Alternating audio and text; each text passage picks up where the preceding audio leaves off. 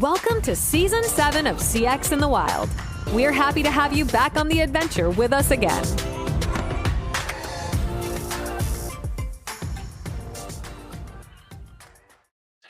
All right, welcome back to CX in the Wild. On today's episode, we have an engaging conversation that bridges innovation and transformative digital strategies in the MEA region.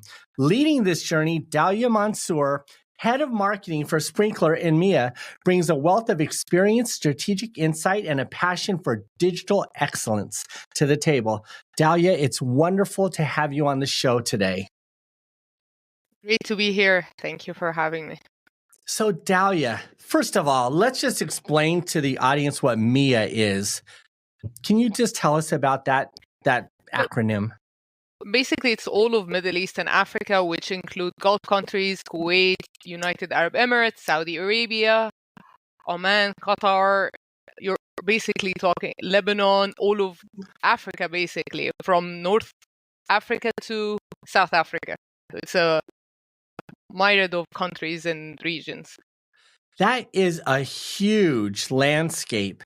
And it's an interesting mix because so often when we think about leaders who are covering a particular geography, there is a common language, that covers these countries, but you're dealing with a vast amount of languages, cultures, and that's got to be present some unique complexities. Do you ever speak with your peers who just have one job and compare notes?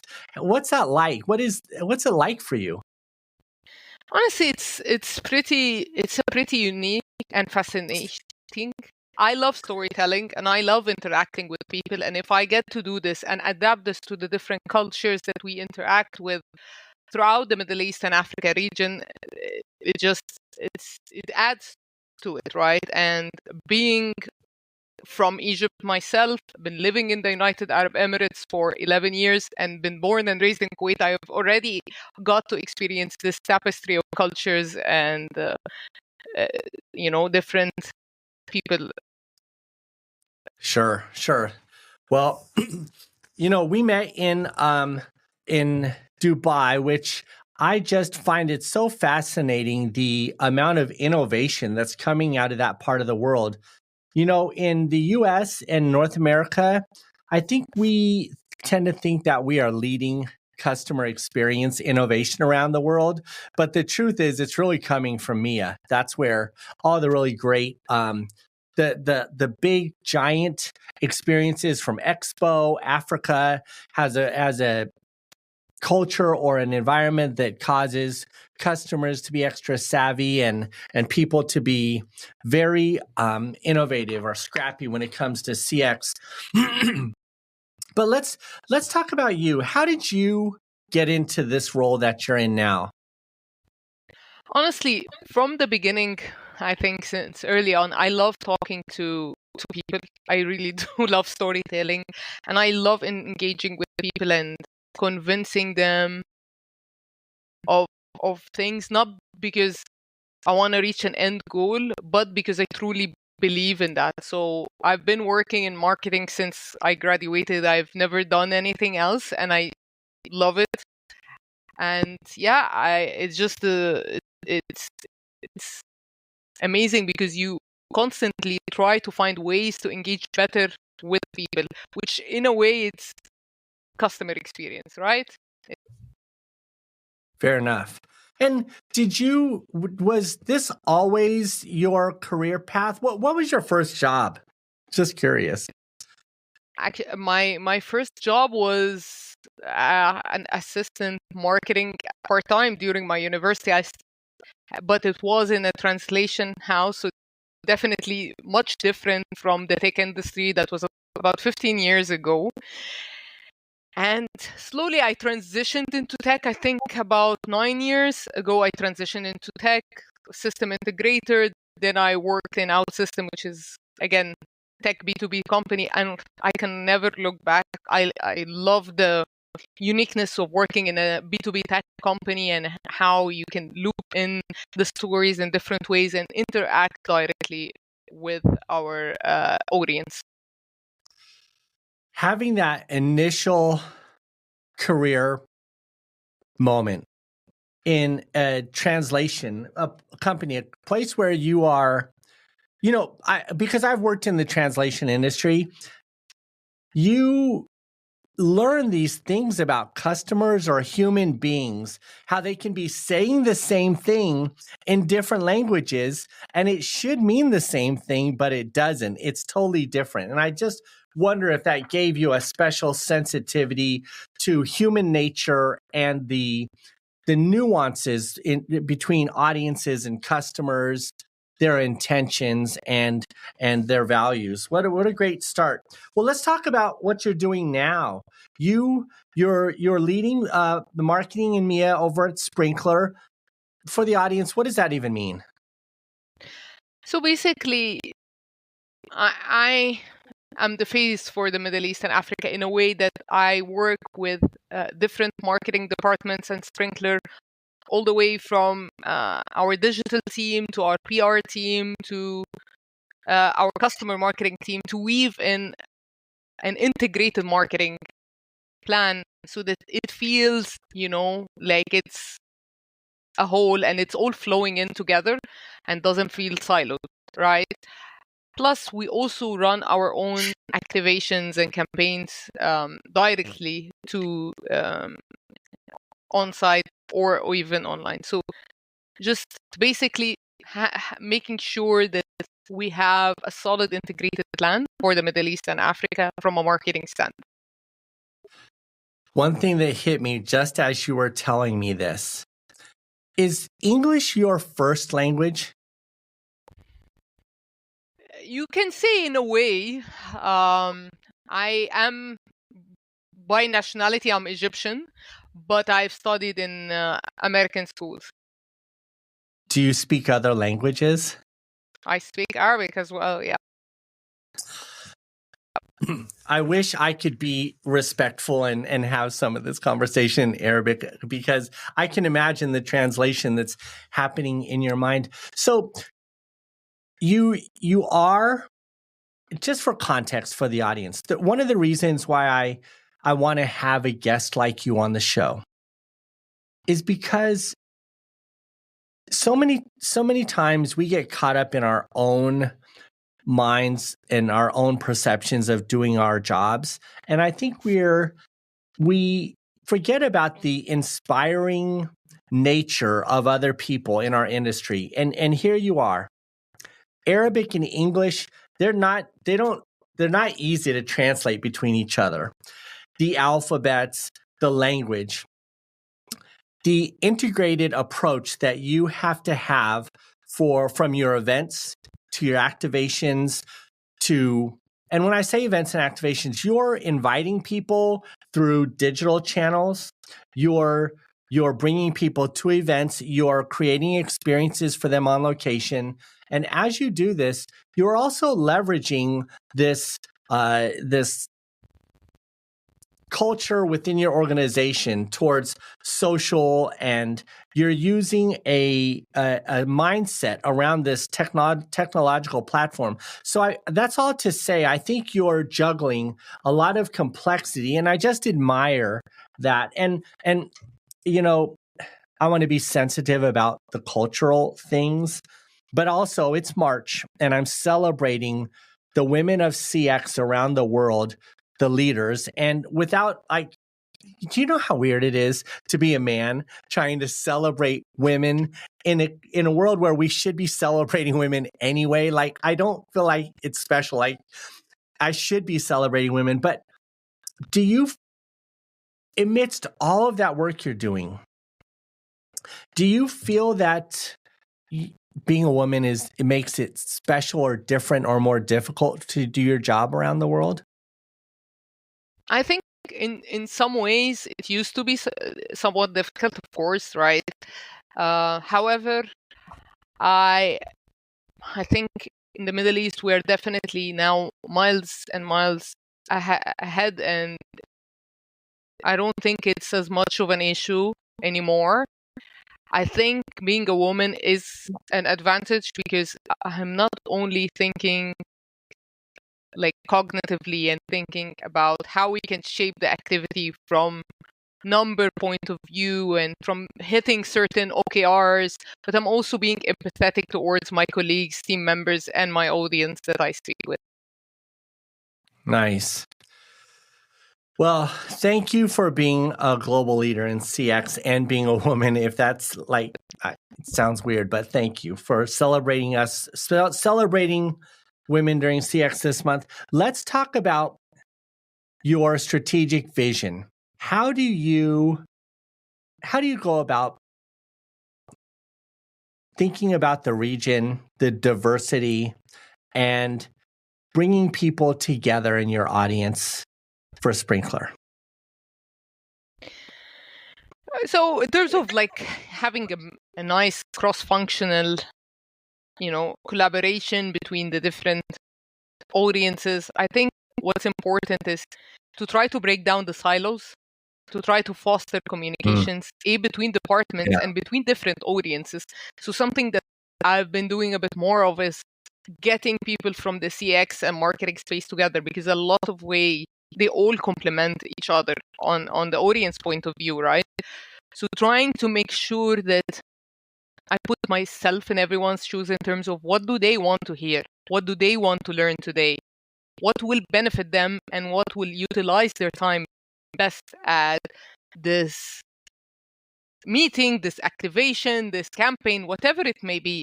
I always put myself in people's shoes and try to make sure that I listen to them and break down the silos.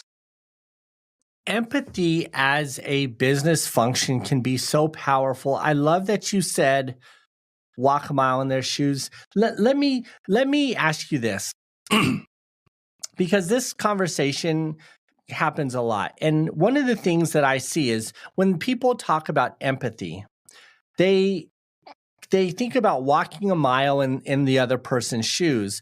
But so often we easily identify with being in the other person's shoes, but we fail to consider what it's like to walk a mile in their shoes. People go through so much. There are so many things to consider about your audience or the consumer. How do you take that from just empathizing at one point in time to really understanding the customer or understanding your audience? Do you have any methodologies or philosophies that you use to get closer to a deeper understanding empathetically? I think the best thing to understand an audience better is just to simply talk with them. And whenever I get a chance to talk with my audience, listen to their feedback face to face, I always like to be present, and sit with them and talk with them and even ask them, what would you love to hear?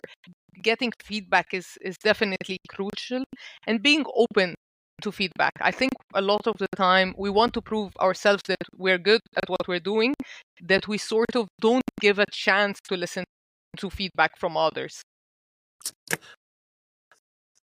I saw that firsthand with you when we were together in Dubai. You were very open to the truth and very curious about the reality of how your audience was receiving the work you were doing and the context. So I think that's exactly right.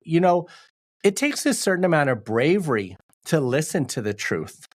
Not everyone is ready to say this wasn't as good. So to your point, I couldn't agree with you more. The courage to fail, is rare. And I do find that in the Middle East, there is a propensity for bravery to face the unknown. I just gave a talk in New York where I mentioned that very thing, that in the Middle East, there is a bravery to fail forward and to learn fast. And that's pretty admirable. So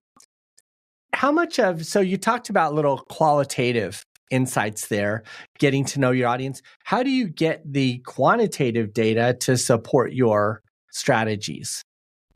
research, whether that is research, like commissioned research, whether that is getting feedback through forms, like global. So making sure that getting feedback as well from the team as well.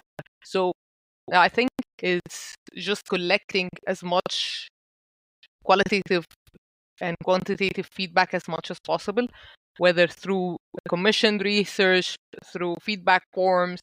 Like, we do it all the way. Like, we do it on site, digitally, and through surveys and forms as well. So we make sure to try to accommodate this so that we can have something that's even more deeper and more meaningful next time.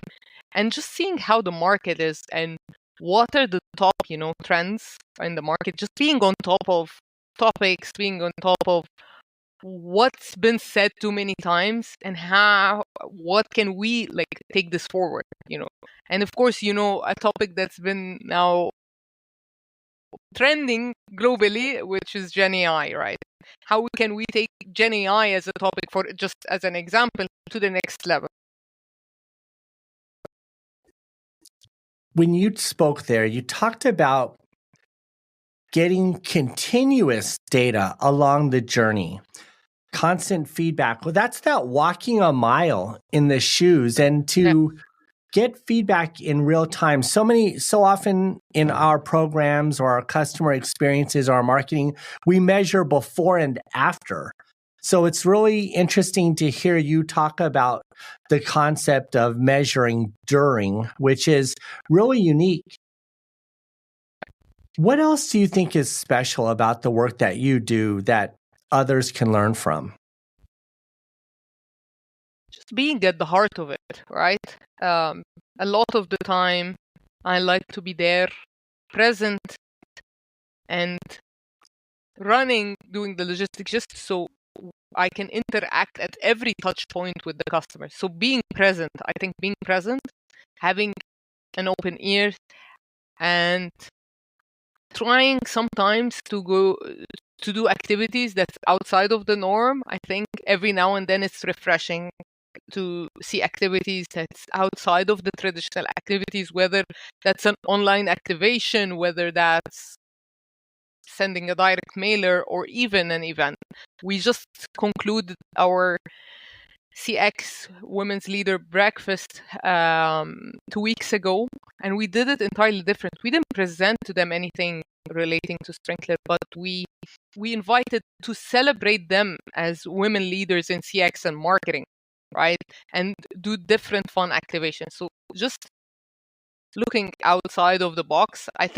I know a lot of people say that, but while the idea might not be there every year, or every week, but when you find an idea, when that light bulb hits, do it. Go for it. When you describe that, when you're in the front lines and you are active in the moment, in the present, as you're describing, and you've positioned yourself there based on qualitative and quantitative data, and a strategy of being present in the journey at each step, having an awareness, if you will, that gives you such great visibility into these out-of-the-box moments that you've described. But I think that in order to execute on those out-of-the-box moments, those rare opportunities, to find them and execute them, you have to have a great team. And I imagine you have a great team with you to capture these special moments that matter. Honestly, I couldn't have asked for a better team. All the way from the extended marketing team to our sales, SDR, solution consultant. Literally every single person at Sprinkler comes with a willingness to support and to elevate you and in what you do. And I think that's why what I'm doing is working, because we work collaboratively together to uplift each other. This is my podcast, so I can say some controversial things. But here's the thing. I have observed this this dynamic that you're expressing. And for me, it was mostly in Dubai, but I've seen it in Africa too. So in Africa, what's interesting about that market on the BPO side is the BPOs that should be very competitive and not want to collaborate. If a opportunity exists where they can collaborate, put down their own values and collectively reorganize to capture an opportunity, they become very selfless in their approach to solving problems. And in Dubai, I've seen, for instance, another point of reference is I've done a lot of work interviewing the team at Expo.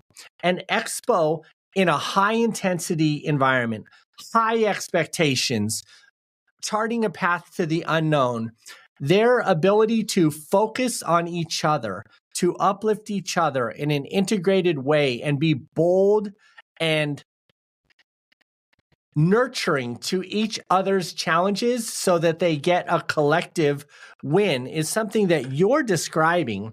And I think what's controversial about that is in a lot of other places in the world, I see a lot of people say we're supportive, we have a great team, but at the end of the day, it's pretty cutthroat. People are out for themselves, and it really is a political challenge to get anything done.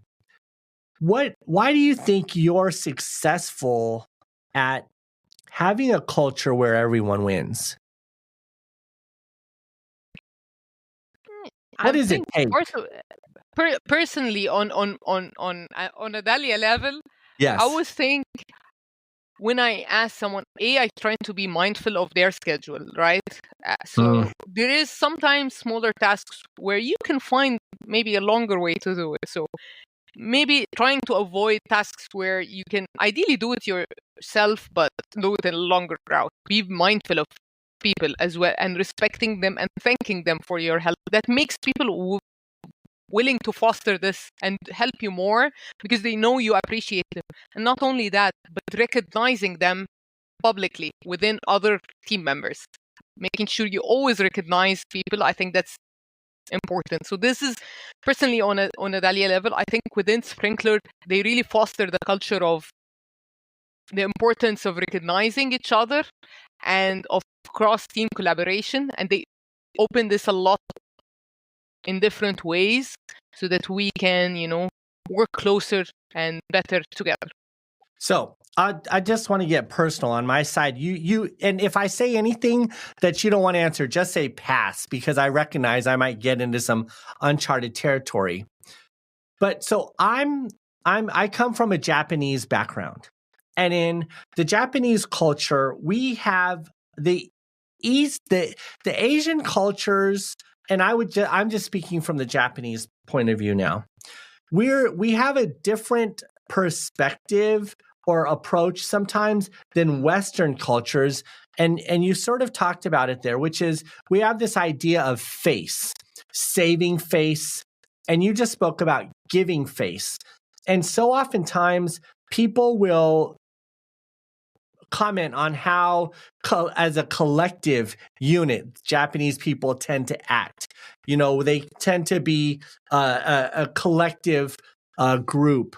And it's true that in that environment, from a very early age, I was taught that it's important to give respect and give face, support those around you more so than yourself, and have a trust that they will do the same for you. And that trust that the other person will uplift you. You don't have to uplift yourself, has an interesting cultural play in teamwork.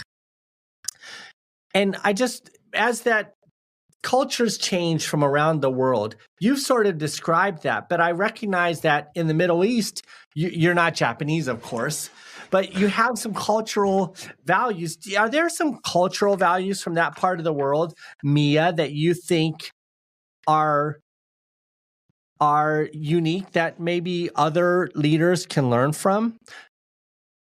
I think you touched on a point that's still relative to the Middle East, which is you recognize others or uplift others, and you expect this that they would do the same. I think that still applies in different parts of the Middle East.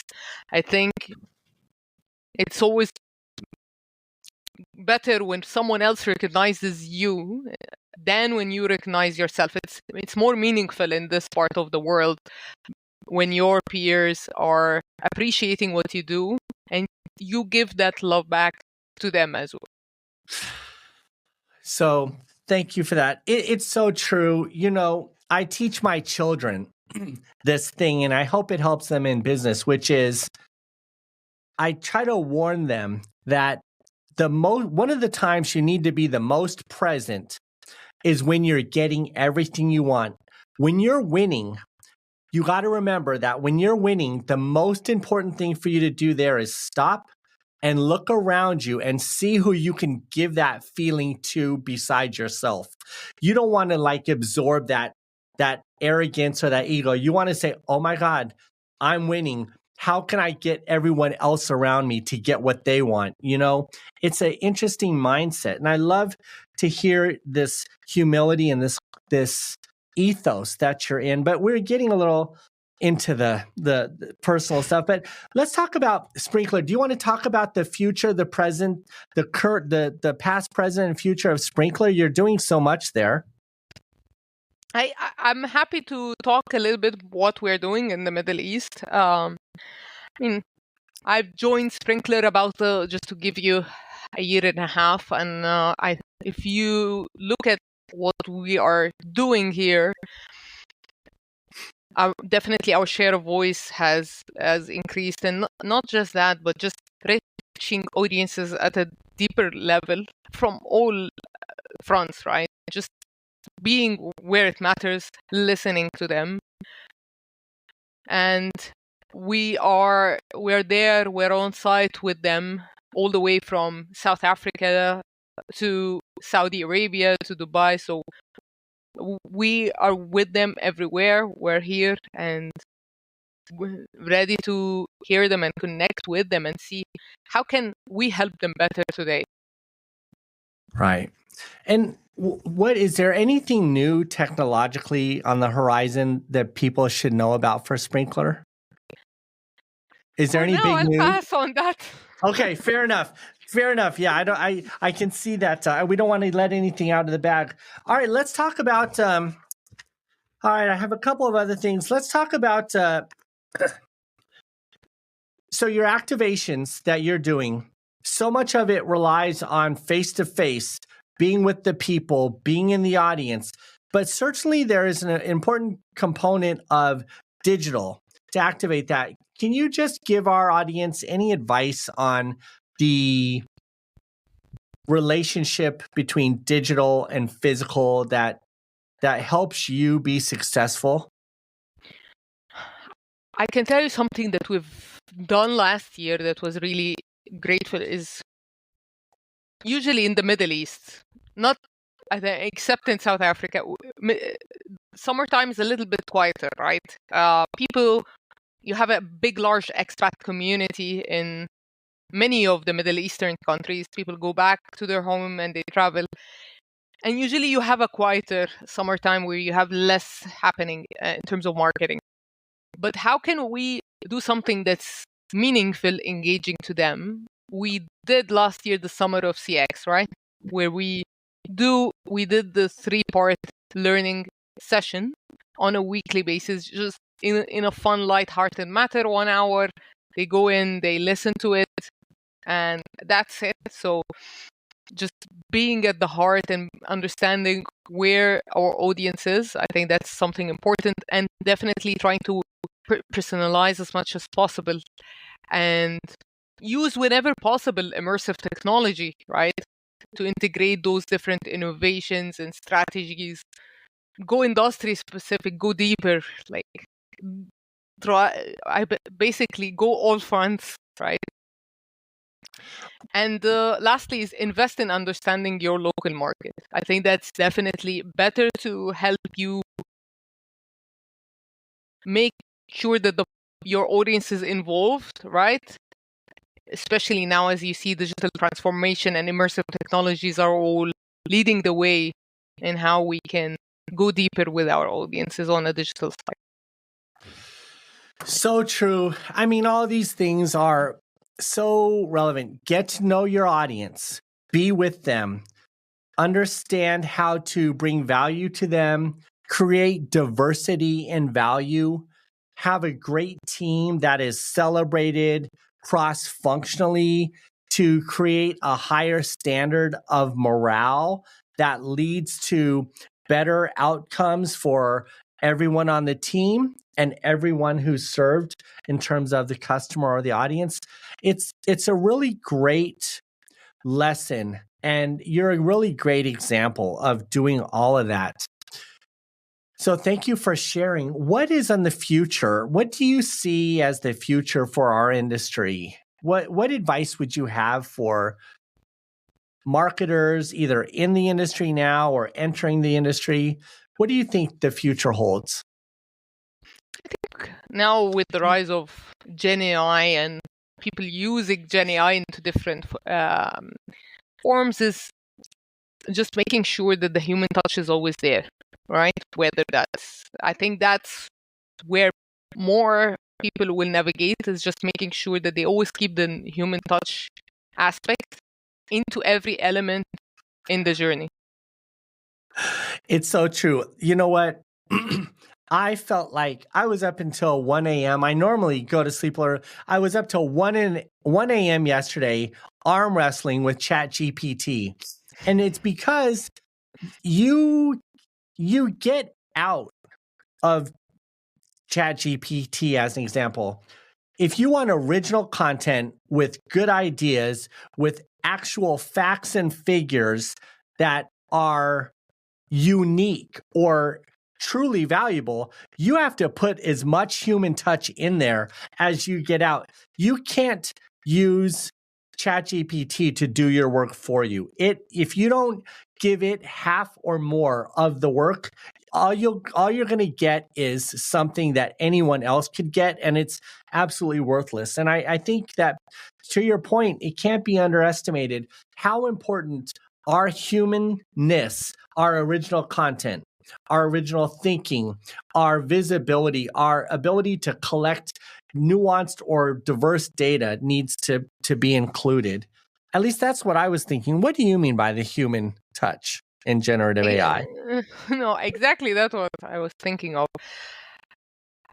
I read on LinkedIn someone who wrote, "Why should people bother reading what you didn't bother writing?"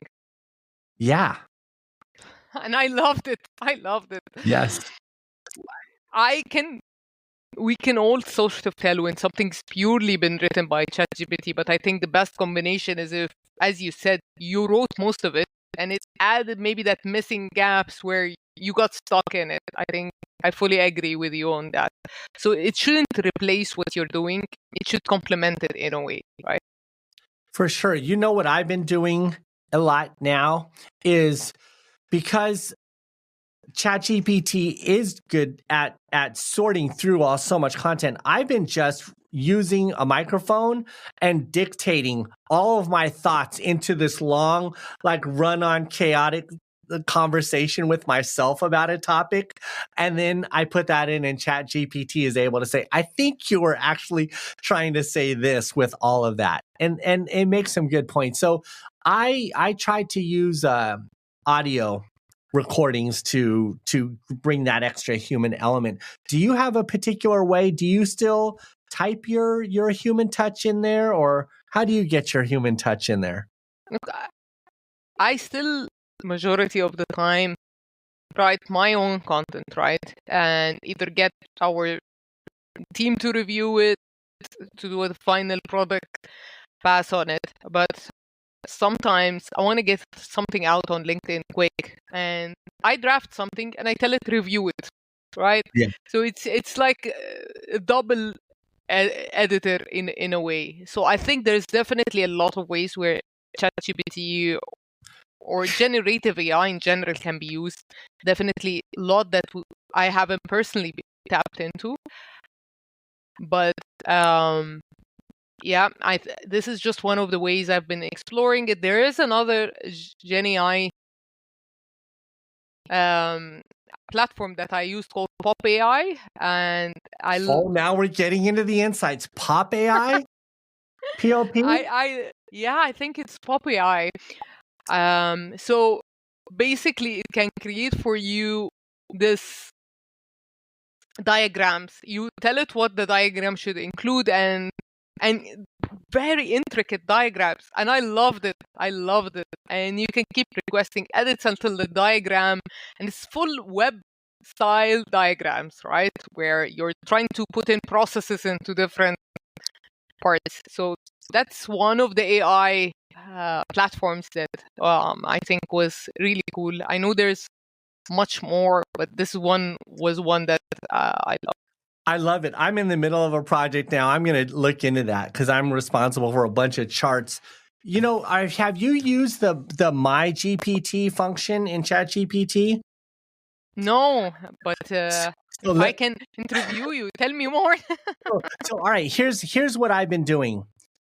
GPT has a function called My GPT, and it'll allow you to upload 20 documents. They can be spreadsheets, documents, pictures, and it allows you to essentially seed a version of GPT with 20 deep documents that form the basis for your conversations. So, for instance, I created a Wakabayashi CX playbook GPT that I uploaded my entire CX playbook, but I uploaded 65 transcripts of podcasts so that the base knowledge of this particular instance of GPT would be able to call upon the conversations and thinking of 65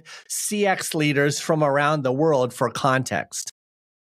Wow, that's an amazing use case. And I'll send that to you if you want. Yeah, I'd love that. It's out there. So I'd love to hear from you. What are other uses and that you leverage AI from you, if I may ask? Yes. Dalia, can I just say I'm so grateful that you did this, because I feel like the first part of this was like an interrogation, but I really wanted to have a regular conversation with you. Yes. So I use ChatGPT, but there's a Teams version that allows you to do a little bit more. So I use that.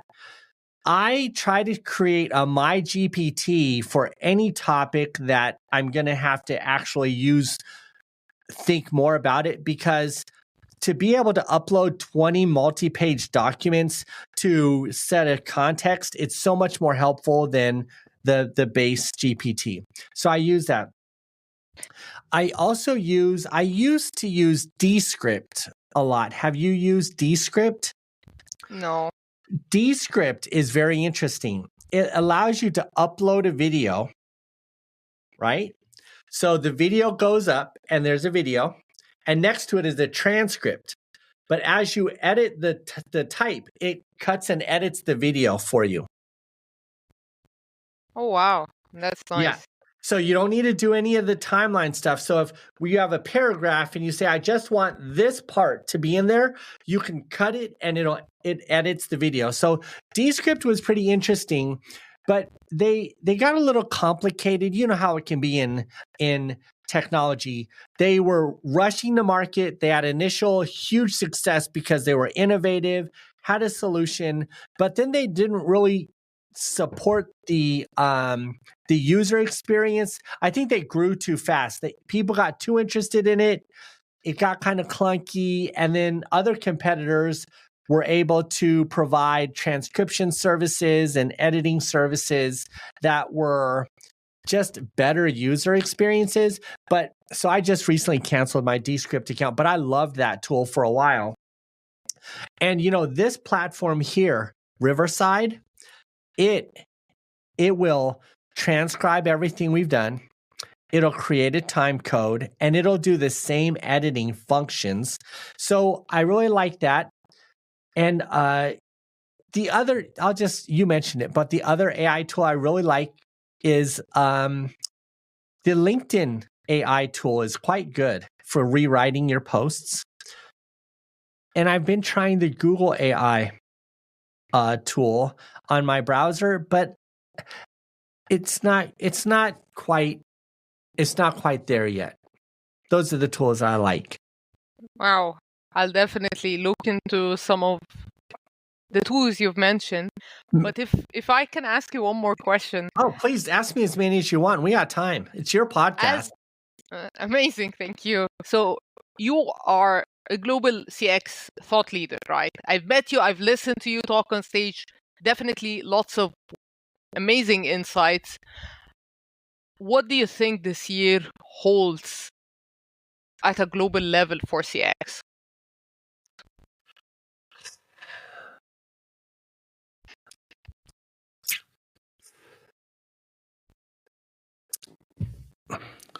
You know, that I'm going to answer that honestly. My perspective on CX, I don't do it for the data, and I don't do it for the dollars. I do it for humanity. The reason I do it around the world is, and I'm just going to share with you, and I don't want to touch on a issue, but you know, there's always, like, because I'm Asian, a yin and a yang, or two sides of every story, or there's a balance. And when I look at the world, the political engine, the business economic engines, I see a lot of mechanics in our world, logistical or hierarchical, but things that create adversity or challenge for human beings. And I see unrest or uncertainty for people around the world because some of the systems that are out there are not advantageous to people. And I believe that customer experience, because of its empathy and its digital capabilities and its intelligence, real-time, ongoing understanding of humankind, its ability to bridge silos, but bridge cultures, bridge industries, and its intent is to create customer satisfaction or smiles. I view CX as a pathway for healing or balancing some of the other things in the world. And what I see in this current economic era is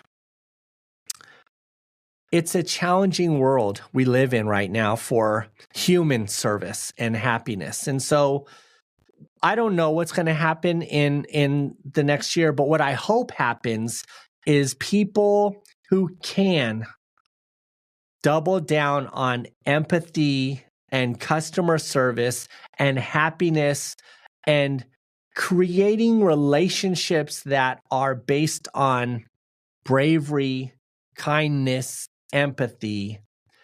And all of us as leaders encourage each other to celebrate the other human before ourselves and make the world a better place one smile at a time. That's kind of where I'm at. I think you wrapped it up beautifully. I think definitely if we can make the world a happier place, ultimately everyone will just have a more uplifted, positive life, right? And Dalia, I'll share with you, I learned this in Africa. When I was there, I was interviewing a frontline agent. And I was curious because I want to ask the real questions, which is I said, you're here in a township.